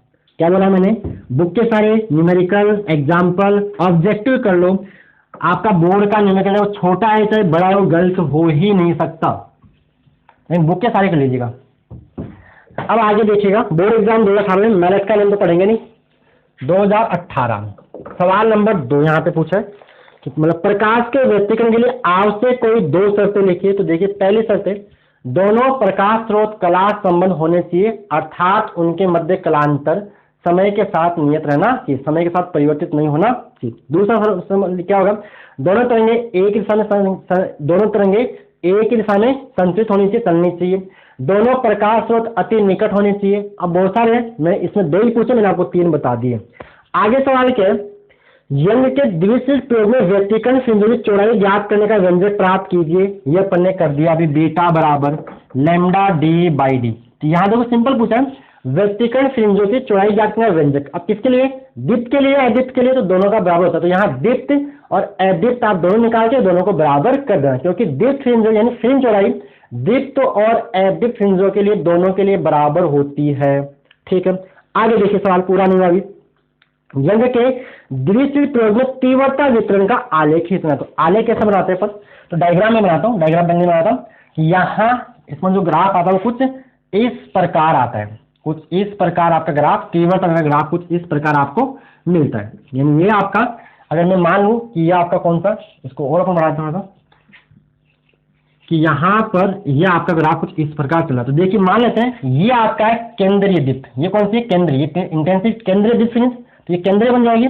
यहाँ क्या आएगी, प्रथम अदीप्त, फिर प्रथम दीप्त, द्वितीय अदीप्त, द्वितीय दीप्त, ऐसे कर लोगे तो ये आपका बन गया। और यहाँ पर ले रहे कोण, तो यहाँ होगा 0, यहाँ होगा 0 हो गया, यहाँ होगा 2 पाई, ठीक है, 0 2 पाई क्या आता है, 2n पाई आता है।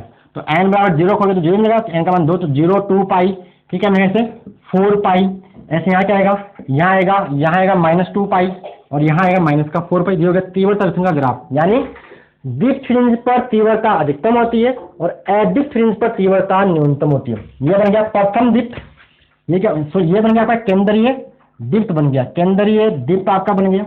ये क्या बन जाएगा, प्रथम अदीप्त, प्रथम अदीप्त, ये भी क्या बनेगा, प्रथम अदीप्त, अदीप्त, ये क्या बनेगा, प्रथम दीप्त, प्रथम दीप्त, प्रथम दीप्त, ये भी क्या बनेगा, प्रथम दीप्त। ऐसे द्वितीय अदीप्त, द्वितीय दीप्त, द्वितीय दीप्त, द्वितीय, ऐसे आगे चलता रहेगा। यानी व्यक्तीकरण में ऊर्जा संरक्षण नियम का पालन होता है। ये बात एक्स्ट्रा यहाँ याद रखना था। एक्स्ट्रा क्या, कि जितनी ऊर्जा अदीप्त फ्रिंज पर लुप्त होती है उतनी ऊर्जा आपको दीप्त फ्रिंज पर मिल जाती है। यहाँ पर तीव्रता रेशियो यानी ऊर्जा का पुनर्वितरण ही होता है, तीव्रता का, प्रकाश की तीव्रता का पुनर्वितरण होता है। व्यक्तीकरण में ऊर्जा संरक्षण नियम का पालन होता है। आयोग क्लियर यहाँ पे, तो ग्राफ भी इसमें साथ में आपको बनाना था, बेटा मैंने नहीं कराया यहाँ पे क्योंकि ऊपर अभी करवा दिया था।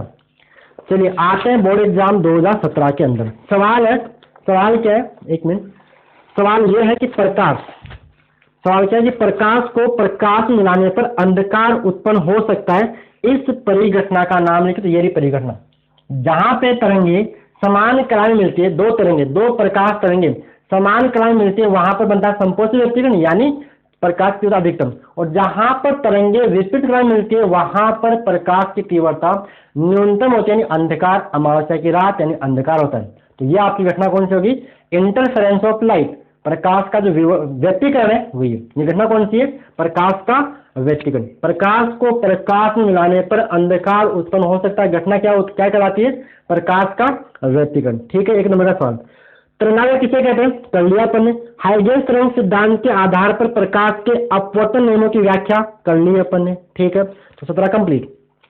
आते 2016 के अंदर, 2016 में बोला व्यक्तीकरण किसे कहते हैं, तो व्यक्तीकरण की परिभाषा को बतानी, सोल्व करते हैं। 2016 के अंदर देखिए कुछ बातें जो कॉमन है, समझ पा रहे हो मैं क्या बोलना चाह रहा हूँ, कि बार बार उनको कराने का मतलब है नहीं, सवाल रिपीट होते हैं। तो आपको पेपर में आप सवाल बता दिए, तो बोर्ड में क्या पूछा है वो आपको सवाल ध्यान से पढ़ना पड़ेगा, खिचड़ी नहीं बनानी है। चलिए, तो 2016 के अंदर सवाल पूछा अपने से कि व्यक्तिकरण किसे कहते हैं। 2016 व्यक्तिकरण किसे कहते हैं, और इसी में सवाल आगे भी है, पूरा लंबा सवाल परिभाषा के साथ डेरिवेशन भी है। तो वे क्या होता है, जब समान आवृत्ति की दो तरंगे माध्यम में एक ही दिशा में चलती है तो किसी बिंदु तो उनके अध्यारोपण के कारण किसी बिंदु पर प्रकाश की तीव्रता अधिकतम होती है और किसी अन्य बिंदु पर प्रकाश की तीव्रता न्यूनतम होती है। प्रकाश की यह घटना प्रकाश का व्यतिकरण कहलाती है। प्रकार की बात करें, दो प्रकार संपोषी व्यतिकरण, व्यतिकरण दो प्रकार होता है, संपोषी व्यतिकरण, विनाशी व्यतिकरण। संपोषी व्यतिकरण जिन बिंदुओं पर तरंगे समान क्रम मिलती है, अर्थात जहां कलांतर 0 या 0 या पाई का समगुणज होता है वो होता है संपोषी व्यतिकरण। और जहां तरंगे विपरीत क्रम में मिलती है, अर्थात जहां कलांतर पाई या पाई का विषम गुण होता है, वह विनाशी व्यतिकरण होता है। तो ये आपको केवल यहाँ तो आपको परिभाषा ही बतानी थी, ठीक है। क्लियर, परिभाषा व्यतिकरण की लिखोगे। आगे बोला है संपोषित तथा विनाशी व्यतिकरण को प्राप्त करने हेतु आवश्यक शर्तों को व्युत्पन्न कीजिए। फिर आगे बोला, यदि यंग के द्विच्छेदक प्रयोग में एक वर्णी प्रकाश स्रोत के स्थान पर सफेद प्रकाश काम में ले तो व्यतिकरण फ्रिंजों पर क्या प्रभाव पड़ेगा, इसका आंसर मैं आपको शुरू में दे चुका हूं, ठीक है। अब हम डेरिवेशन और करते हैं, यानी व्यतिकरण की शर्तों को, संपोषित और विनाशी व्यतिकरण को प्राप्त करने तो आवश्यक शर्त है, यानी कहाँ संपोषित व्यतिकरण होगा और कहाँ विनाशी व्यतिकरण होगा। तो मान लेते अपने पास दो तरंगे, भाई दो तरंगे मान लेते हैं और दोनों तरंगे मिल रही होगी, तरंगों का मिलना ही क्या होता है, इंटरफेरेंस व्यतिकरण होता है। तो मान लेते अपने पास दो कला संबंध, माना कि दो कला संबंध स्रोतों से प्राप्त तरंगों का समीकरण, मान लेते y1 बराबर a1 sin omega T, y2 बराबर a2 sin omega T plus five. अपन यहाँ पर संपोषी और विनाशी व्यतिकरण प्राप्त करने तो आवश्यक कंडीशन, यानी कलांतर क्या होगा, पथांतर क्या होगा, वो आपको निकालना है। कलांतर मैंने तो कलांतर क्या होगा और पथांतर क्या होगा वो कंडीशन आपको निकालनी। जो कलांतर क्या आता है, संपोषी में आता है n लेमडा और वहां आता है 2n-1 लेमडा बाई 2 आता है विनाशी के अंदर, और पथांतर आता है यहाँ n लेमडा, किसमें संपोषी में, वहां आता है कि आपका 2n-1 लेमडा बाई 2। तो अपने को मतलब कंडीशन आपको निकालनी है।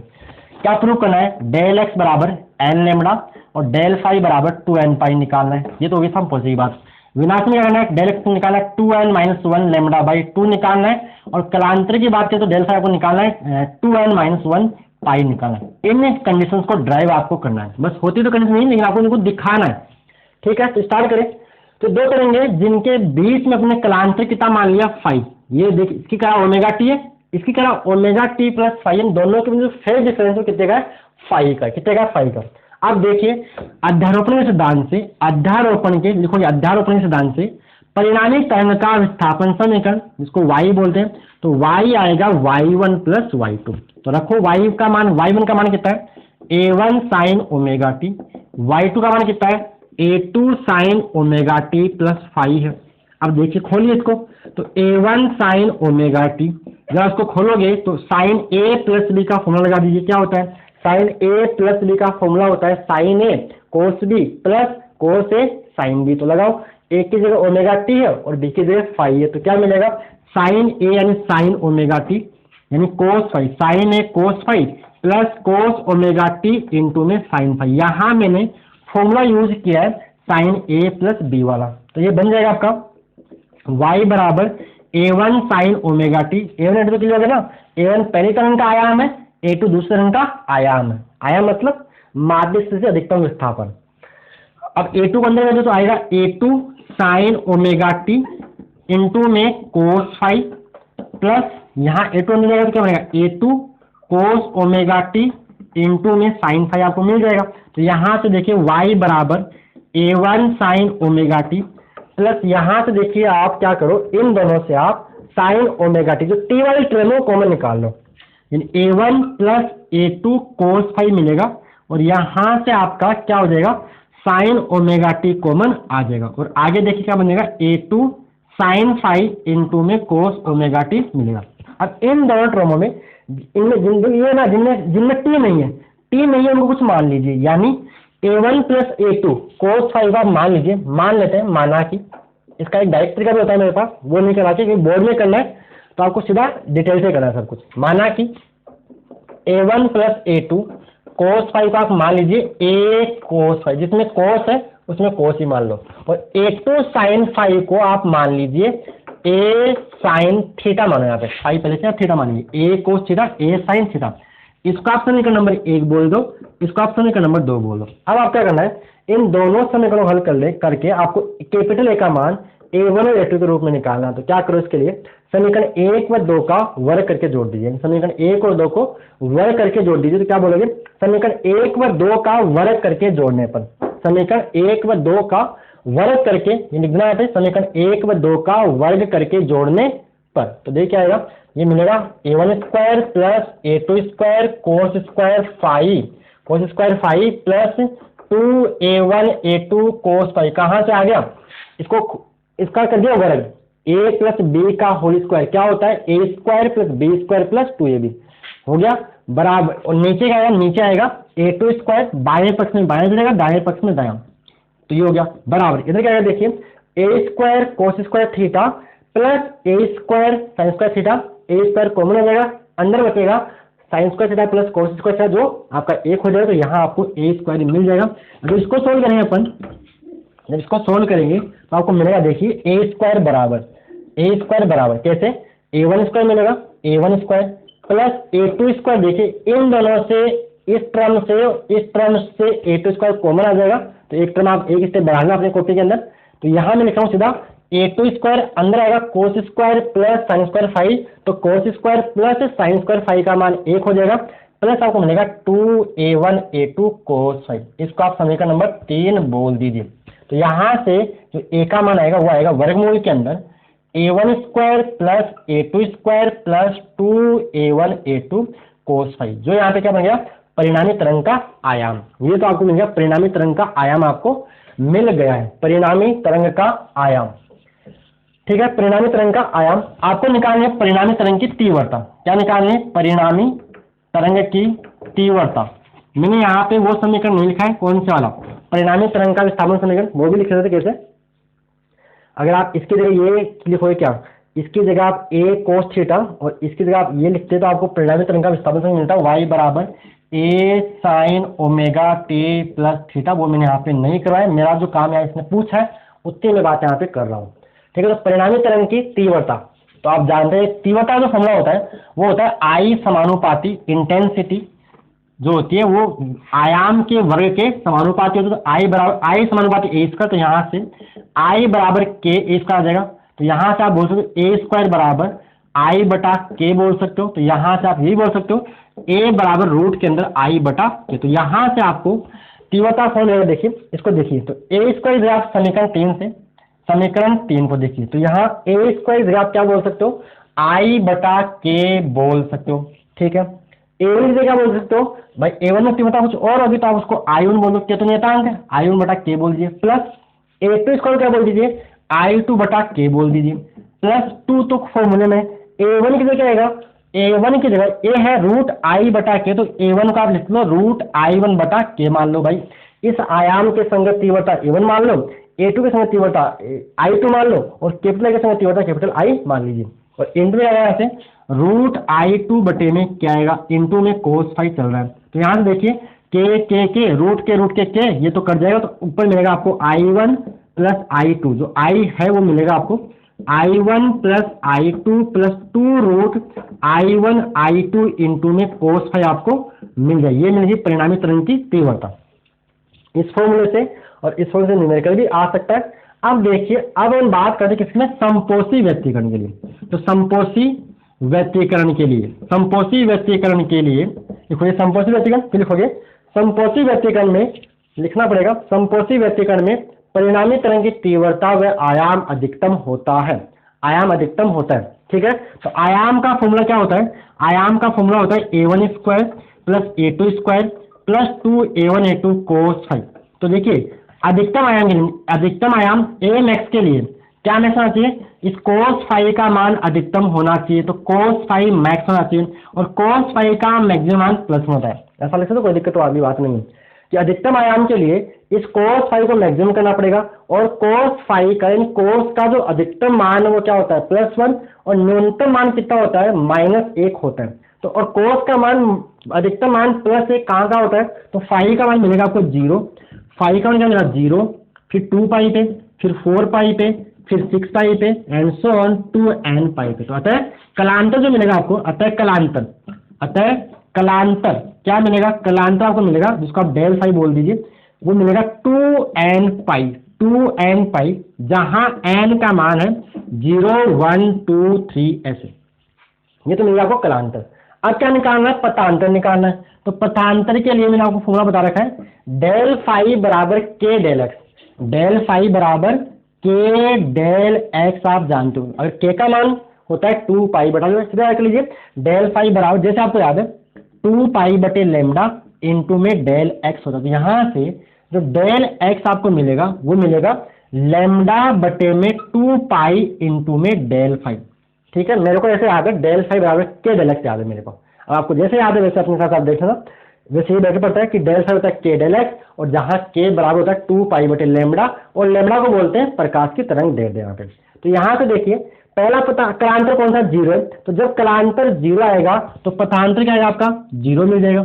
जब कलांतर 2 पाई है तो उस टाइम यहाँ पर 2 पाई कट जाएगा, तो क्या आएगा लेमडा आएगा। जब कलांतर 4 पाई है तो यहाँ 4 पाई रखोगे तो पाई से रहेगा, और 2 दूनी 4 यानी 2 लेमडा आपको मिलेगा। तो एस ऑन एन लेमडा आपको आगे मिल जाएगा। तो जो डेल एक्स आपको मिलेगा वो मिलेगा एन लेमडा, जहां एन कहां से कहां पे है, जहां एन बराबर 0 1 2 3 एंड सो। तो ये होगी संपोषी व्यतिकरण की शर्तें कि कलांतर ये होना चाहिए और पथांतर ये होना चाहिए। अब अधिकतम आयाम निकाल, तो अधिकतम आयाम के लिए यहाँ पे cos फाई का मान 1 कर देंगे तो बनेगा a1 + a2 का होल स्क्वायर। इतनी बातें क्लियर, यहाँ तक समझ में आ रहा है। तो आगे बढ़े नेक्स्ट, इधर वाले को मैं रब कर दूं, समझ में आ गया क्या करना है। ये तो पूछा था कि संपोषी तथा विनाशी व्यतिकरण को प्राप्त करने तो आवश्यक शर्तों को व्युत्पन्न कीजिए, यही कंडीशन। अगर जहां जहां कलांतर ये है वहां वहां संपोषी व्यतिकरण होगा, और जहां जहां पथांतर ये है एन लेमडा वहां वहां भी संपोषी व्यतिकरण होगा। ठीक है, अब यहाँ आप अधिकतम आयाम और अधिकतम तीव्रता फॉर्मूला भी लिख दीजिएगा। तो नेक्स्ट बात करते हैं आगे अधिकतम आयाम, क्लियर है यहाँ पे, समझ आ रहा है। अधिकतम आयाम का फॉर्मूला, तो अधिकतम आयाम देखिए ए मैक्स क्या बनेगा, ए मैक्स आपका बनेगा, यहां इसको कर देना 1 कोस का बनेगा ना 1, तो बनेगा a1 + a2 + 2a1² + a2² + 2a1 a2 cos phi, यही मिलेगा। तो इसको सोल्व करोगे तो आपको a मैक्स जो मिलेगा वो मिलेगा a1 + a2 का होल स्क्वायर। और अधिकतम तीव्रता मैक्सिमम इंटेंसिटी, अगर I मैक्स की बात करें तो I मैक्स आपको मिल जाएगा, उसमें आप कर दीजिए cos फाई का मान 1, तो क्या आएगा I1 + I2 + 2√I1 इंटू में I2। तो आप इसको बोल सकते हो I मैक्स को आप √I1 + √I2 का होल स्क्वायर इसको लिखा जा सकता है। इसको यहाँ √I1 कर सकते हैं, इसको ये लिख सकते हैं। मैंने आपको डिवीजन में आराम से बता रखा है, यानी इस चीज को ऐसा लिखा जा सकता है, रूट का वर्ग करके लिख रहा है a + b का होल स्क्वायर एक तरह से। तो ये आ गया आपका संपोषी व्यतिकरण की कहानी खत्म। अब आते हैं विनाशी व्यतिकरण में। तो विनाशी व्यतिकरण में क्या होना चाहिए, विनाशी व्यतिकरण में क्या होना चाहिए कि परिणामी की तरंग की तीव्रता और आयाम न्यूनतम होना चाहिए। तो आगे आते हैं अपन डिस्ट्रक्टिव इंटरफेरेंस विनाशी व्यतिकरण। तो यहाँ लिखोगे विनाशी व्यतिकरण के लिए परिणामी तरंग का आयाम, रिजल्टेंट वेव का जो नेट आएगा, परिणामी तरंग का आयाम व तीव्रता न्यूनतम होनी चाहिए। अब न्यूनतम आयाम है ए मिनिमम, तो ए मिनिमम के लिए cos फाई का मान मिनिमम करना है, और cos फाई का न्यूनतम मान होता है -1। अब -1 कहाँ होता है, तो फाई बराबर पाई हो या 3 पाई हो या 5 पाई हो या 7 पाई हो या सो ऑन 2n-1 पाई हो, 2n-1 पाई हो। इन बिंदुओं पर cos का मान क्या होता है, मिनिमम होता है। तो आपको कलांतर जो मिल रहा है, अतः कलांतर क्या मिल जाएगा, कलांतर यहाँ से मिल जाएगा डेल फाई बराबर 2n-1 इंटू में पाई। समझ आ गया। ये विषम संख्या लिखने का तरीका है, 2n-1 भी बोल सकते हो और 2n+1 भी बोल सकते हो, दोनों एक ही बात है। अगर आपने 2n-1 लिखा है तो n को स्टार्ट करना पड़ेगा 1 2 3 से, ठीक है। n का मान 1 रखा तो 2 × 1 2 माइनस 1 क्या बनेगा 1 यानी 1 पाई। अगर 2n प्लस 1 लिखोगे तो स्टार्ट करना पड़ेगा n को 0 से, कहाँ से 0 से, फिर 2 इंटू 0 0 आपका। तो ये आपको अब आपको देखना है 2n माइनस 1 में n चलेगा 1 से, 2n प्लस 1 लिखते हो तो n चलेगा 0 से। तो ये आपको मिल गया, क्या मिल गया, कलांतर। कलांतर इसको डिवीजन करना, और जहां क्या मिला आपको, कलांतर मिला, कलांतर का मान मिल रहा है डेल फाई आपको मिल रहा है 2n माइनस 1 इंटू में पाई। ये इसको डिवीजन में बंद किया, जहां n बराबर यहाँ 1 2 3 एंड सो ऑन। अब निकालना है पथांतर। तो पथांतर के लिए क्या करना है, तो पथांतर आप जानते हो, पथांतर क्या होता है, तो पथांतर होता है डेल एक्स बराबर क्या होता है, लैम्डा बटे में 2 पाई इंटू में डेल फाई। दिख रहा है, लैम्डा बटे में 2 पाई इंटू में डेल फाई। तो डेल फाई का मान, पहला मान कौन सा लगे, पाई, दूसरा 3 पाई, ऐसे 5 पाई। तो देखिए जब आप डेल एक्स डेल फाई का मान जब पाई लोगे तो क्या आएगा, पाई से पाई कट जाएगा, लैम्डा बाई 2 आएगा।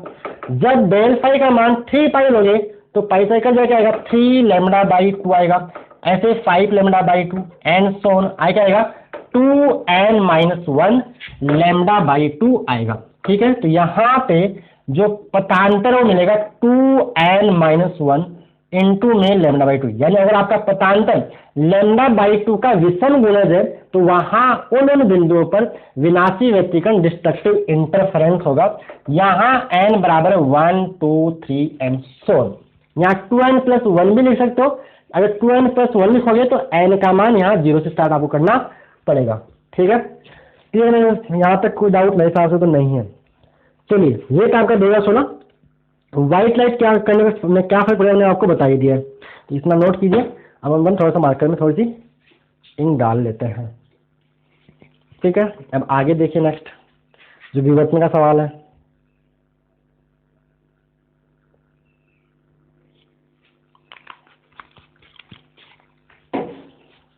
तो नेक्स्ट देखिएगा, इसको तो सॉल्व कर देते हैं।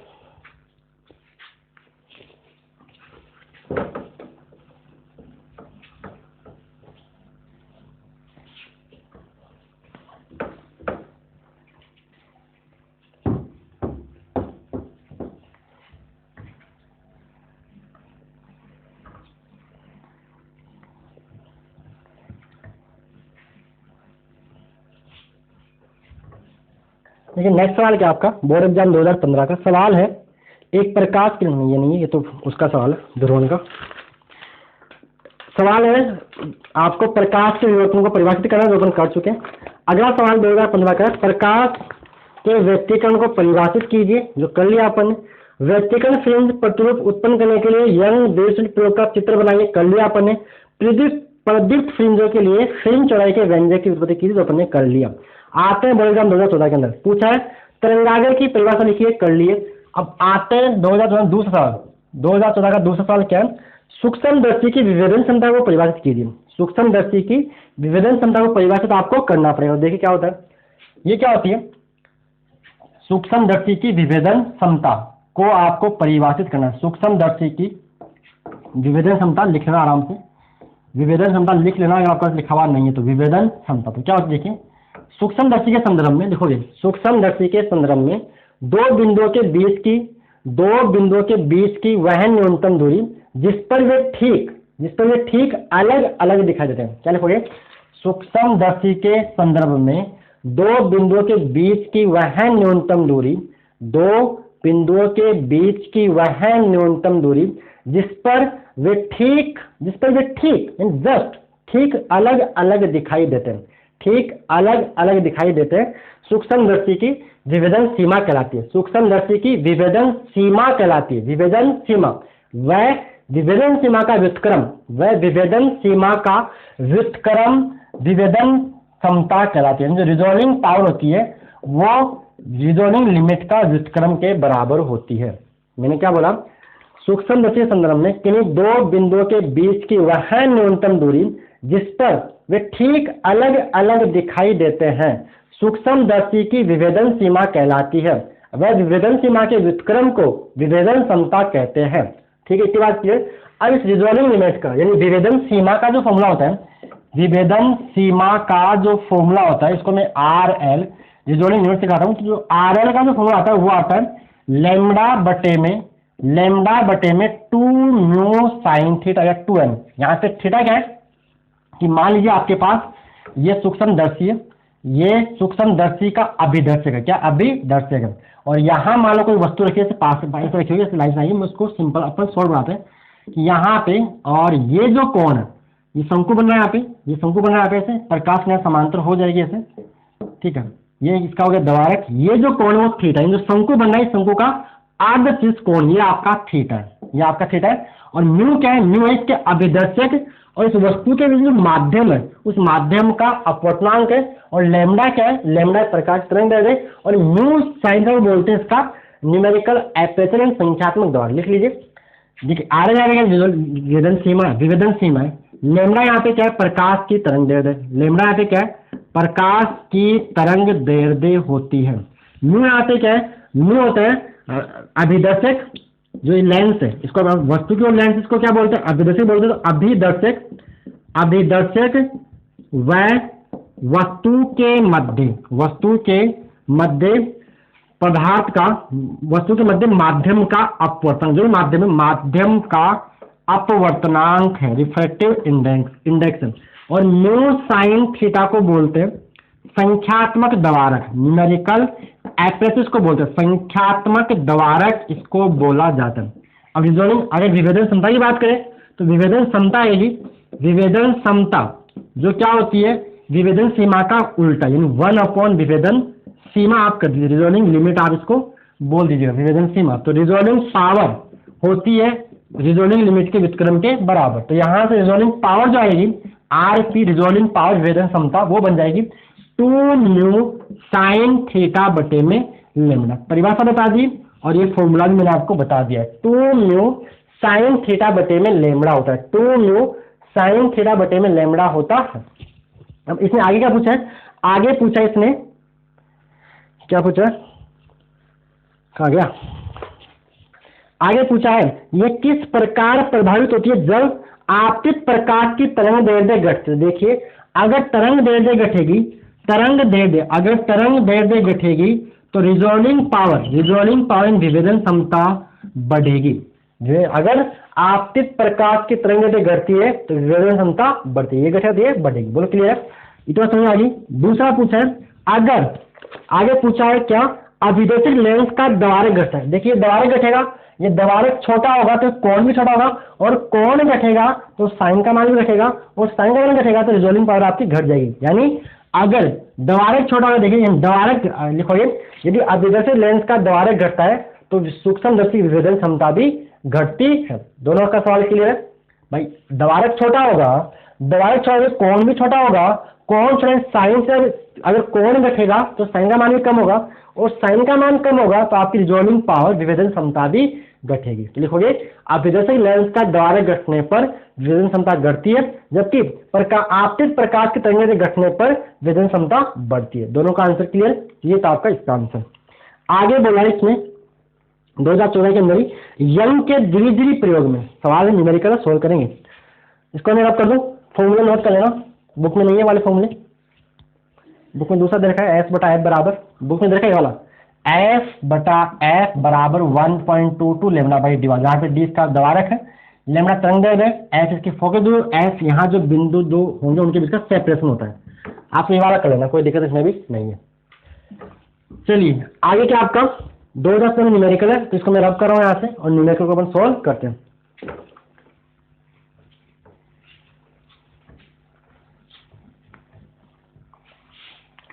तो न्यूमेरिकल क्या देखिए 2014 का सवाल है, यंग के द्विध्रुवी प्रयोग में झिर्रियों के बीच की दूरी, देखिए ये होती है झिर्रियां, ठीक है, S1 S2 को बोलते हैं झिर्रियां।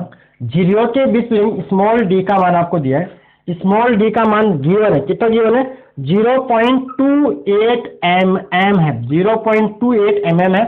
इसका 0.28 इंटू 10 की पावर माइनस का 3 मीटर बोल सकते हो, एम मिलियन जिसके माइनस का 3 है।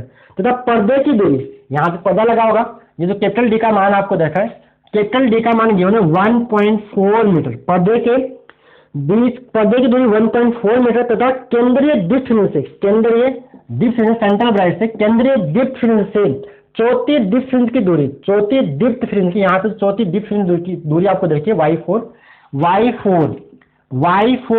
y फोर्थ ब्राइट, चौथी डिप्थ फ्रिंज की दूरी का मान आपको देखा है 1.2 सेंटीमीटर, 1.2 सेंटीमीटर है। तो बोला क्या है, तो प्रयुक्त प्रकाश की तरंग दैर्ध्य ज्ञात कीजिए। तो प्रयुक्त प्रकाश की आपको तरंग दैर्ध्य का मान निकालना है। तो देखिए अपन जानते हैं, क्या जानते हैं अपन, ये जानते हैं, क्या जानते हैं, जो बीटा होता है वो लैम्डा डी बाई डी होता है। तो यहां से अपन कैसे होगा इसको, तो y4 बटे में, तो देखिए y4 फोर्थ ब्राइट, तो अपन जानते हैं y4 nth ब्राइट का जो फॉर्मूला होता है वो होता है n lambda D by small d. ये होता है एनवी चमकीली फ्रिंज की दूरी क्या होती है, n lambda D by small D, n दे रखा है, ठीक है। चौथी की पूछे तो y4 का मान, तो n का मान यहाँ पे क्या देखा आपको, n का मान आपको 4 दे रखा है, और y nth4 यानी आपको, यानी y चौथी जो ब्राइट फ्रिंज है उसकी दूरी का मान आपको 1.2 सेंटीमीटर, यानी इसको आप चेंज करते हो 1.2 इंटू 10⁻² मीटर आएगा। सारे मान रख दीजिए।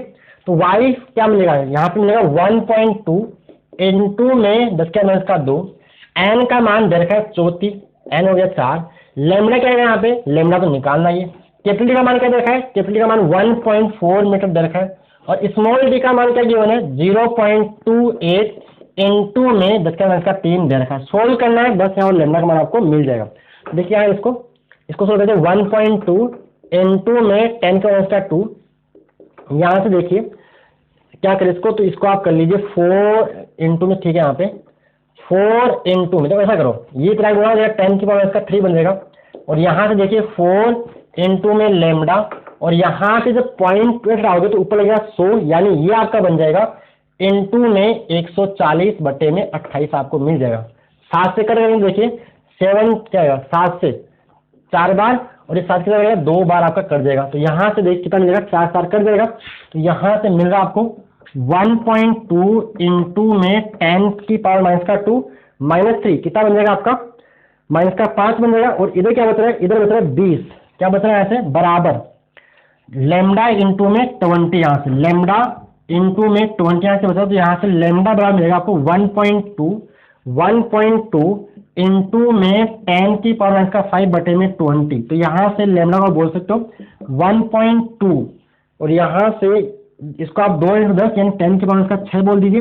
तो 1.2 इंटू बटे में 6 आ रहा है, तो यहाँ बटे में 2 जाएगा, लैम्डा बराबर 0.6 इंटू में 10⁻⁶, यानी लैम्डा को आप 6 इंटू में 10⁻7 मीटर बोल सकते हो। 6 इंटू में 10⁻7 मीटर, या इसको आप यही बोल सकते हो, मीटर तो आंसर आ गया कितना, 6 इंटू 10�7 मीटर। अगर एंगस्ट्रॉम में चेंज करना है या नैनोमीटर में चेंज करना है तो देखिए क्या करोगे, नैनोमीटर लाने के लिए यहाँ पे माइनस का आना चाहिए, तो यहाँ आप 100 से गुणा कर दीजिए, तो 10⁻9 बन जाएगा।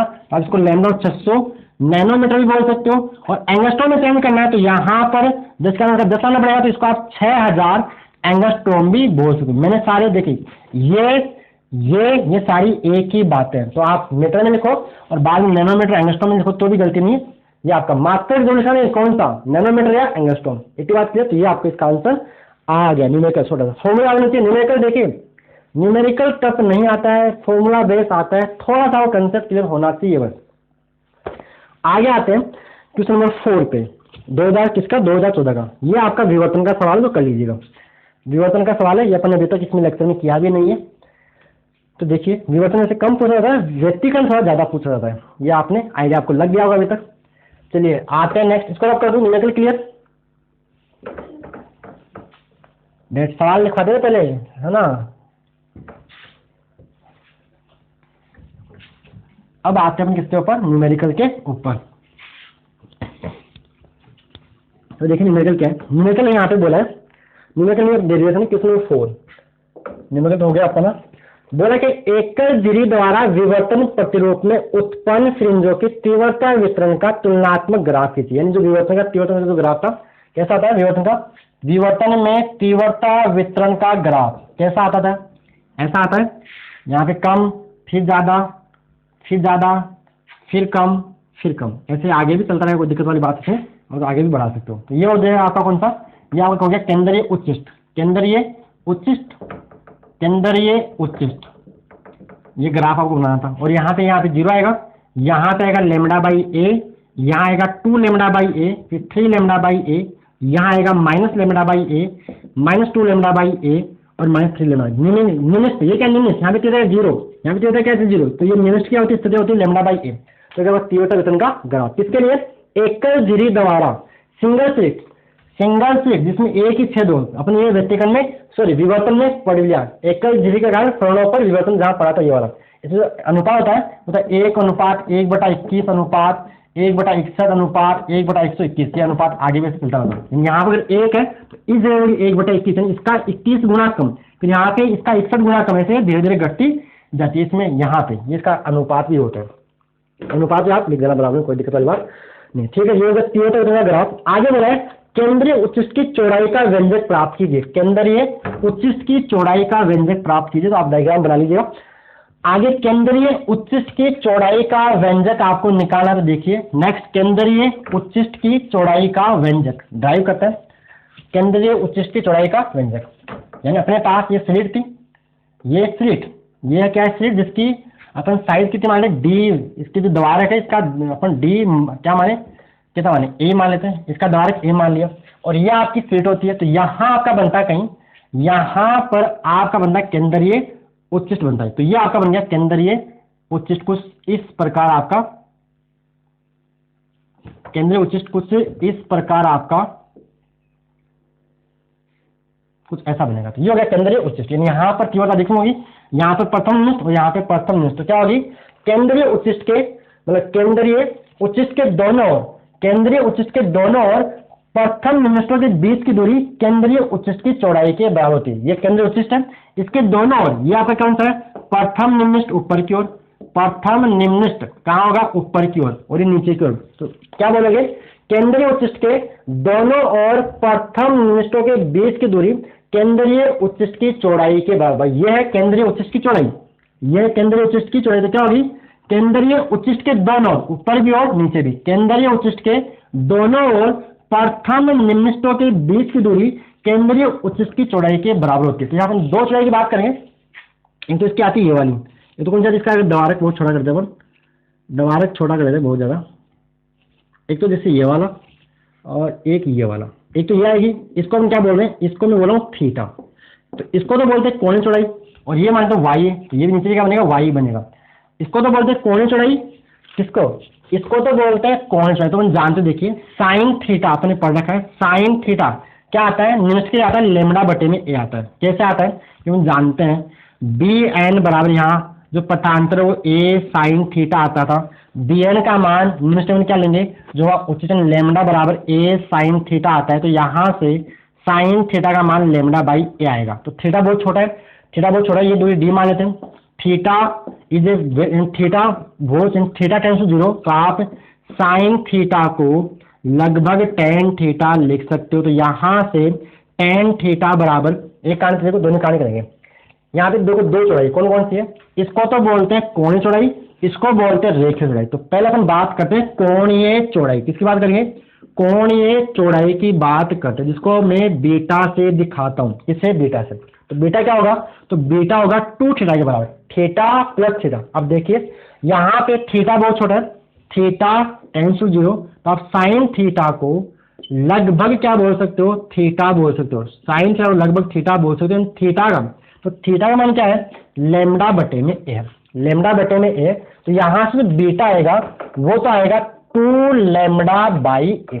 ये तो कौन सी होगी, कोणीय चौड़ाई, कौन सी होगी, कोणीय, यानी ये वाली, ये थीटा प्लस ये तो कोणीय चौड़ाई, और इसको बोलते हैं रेखीय चौड़ाई। तो इसको आप कोण बराबर चाप बटा थीटा से निकाल सकते, इसको चाप मान लीजिए, या फिर कोण बहुत छोटा है, थीटा टेंस टू 0। अब बात करें रेखीय चौड़ाई, किसकी, रेखीय चौड़ाई, जिसको आप बीटा नोट बोल दो, क्या बोल दो, बीटा नोट बोल दो, और इसको आप रेखीय चौड़ाई, कोण को बीटा बोल दीजिए। कौन समझ गए, ये इसकी कोणीय चौड़ाई है और ये इसकी रेखीय चौड़ाई है, ये दूरी कैपिटल डी है, और यहाँ से यहाँ तक ये कितना है, ये आपका मैंने वाई माना, तो नीचे भी कितना होगा, वाई दूरी नीचे आपका, ये पहला निम्नस्थ आपको बनेगा। केंद्रीय उच्चिष्ट के जस्ट पास में क्या बनेगा, प्रथम निम्नस्थ बनेगा, प्रथम काला बैंड बनेगा, ठीक है। ये तो बीटा में देखिए, तो यहाँ से क्या करोगे, कोण बहुत छोटा है, तो साइन थीटा को आप लगभग tan थीटा लिख सकते हो। तो देखिए tan थीटा क्या मिलेगा, ऐसे tan थीटा आपको मिल जाएगा लैम्डा बटे में a। अब tan क्या होता है, लंब बटा आधार, क्योंकि अपने को y निकालना है इसलिए अपने साइन को tan लिख दिया। तो यहां से